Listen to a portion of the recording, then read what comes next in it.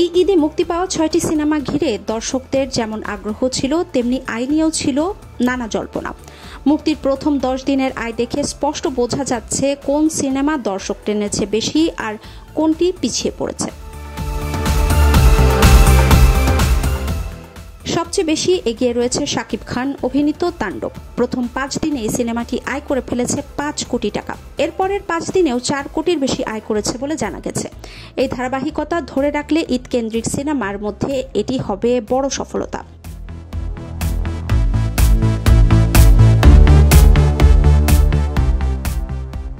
দ্বিতীয় স্থানে রয়েছে উৎসব সিনেমাটি।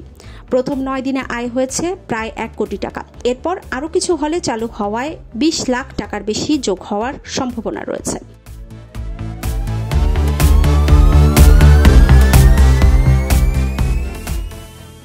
তৃতীয় স্থানে আছে ইনসাফ।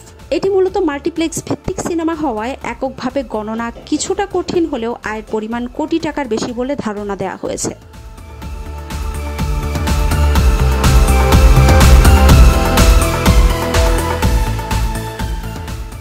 চতুর্থ স্থানে রয়েছে আরফিন শুভর নীলচক্র, যা মাল্টিপ্লেক্সে আয় করেছে প্রায় ২৩ লাখ টাকা।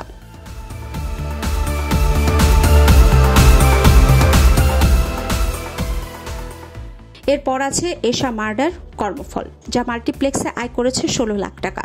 সিনেমাটি নিয়ে অনেকে আগ্রহ দেখালেও প্রচারণার দুর্বলতার কারণে ব্যবসায়িকভাবে কিছুটা পিছিয়ে আছে। সব শেষে রয়েছে টগর, যার আয় এখন পর্যন্ত মাত্র ১৪ লাখ টাকা।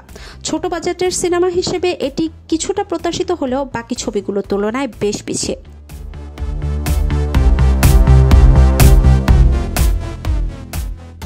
সার্বিকভাবে এই ঈদে বাংলা সিনেমার আয়ের তালিকায় এগিয়ে তাণ্ডব, মাঝামাঝি অবস্থানে উৎসব, ইনসাফ ও নীলচক্র, আর সবচেয়ে কম আয় করেছে টগর ও এশা মার্ডার। ঈদের বাজারে এমন বৈচিত্র্যময় আয়ের চিত্র বাংলা সিনেমার ভবিষ্যৎ ট্রেন্ড নির্ধারণে গুরুত্বপূর্ণ ইঙ্গিত দিচ্ছে।